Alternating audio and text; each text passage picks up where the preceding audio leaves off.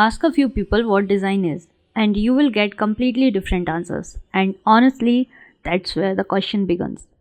In this video, I'm not going to give you a fixed definition of design because the truth is, there isn't one that actually works in real life. I want to share how I understand design through my experience, not just theory. If you look at a dictionary, you will find a definition of design. But that's not the definition your team is using. Neither it's the definition your boss is using. And definitely not the one your users care about. So instead of chasing a perfect definition, it's more useful to understand how design actually works in practice. Be careful with advice. A lot of people will tell you what makes a good designer or what makes a good product. But I have noticed something. The people who are the most confident in giving fixed rules are not always the ones dealing with real problems. So instead of collecting advice, start observing what actually works and why. What designers really do. At its core, a designer solves problem. That's it. Everything else, tools, processes, methods, they are just ways to maybe do that better.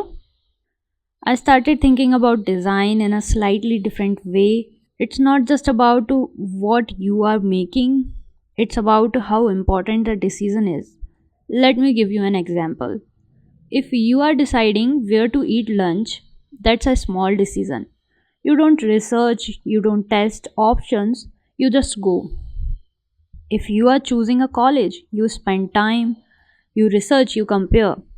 Now imagine you are opening a restaurant, not choosing where to eat, but deciding what goes on the menu, and then creating new dishes that don't exist yet. That's where design starts. When existing solutions are not enough, when the decision is important enough that you need to explore, test, and create something new. You are not just choosing anymore, you are designing. And yup, importance decides efforts. The more important the decision is, the more effort it deserves.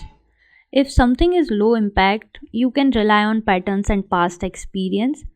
But if something really matters, you slow down, you think more carefully, you test more, you question more. For me, design is starting to feel less like a definition and more like a way of thinking. It's about recognizing what designs deserve more attention and which ones doesn't, and I'm still learning that. So maybe design is not about knowing the right answers, but about knowing when a decision is important enough to not rely on assumptions.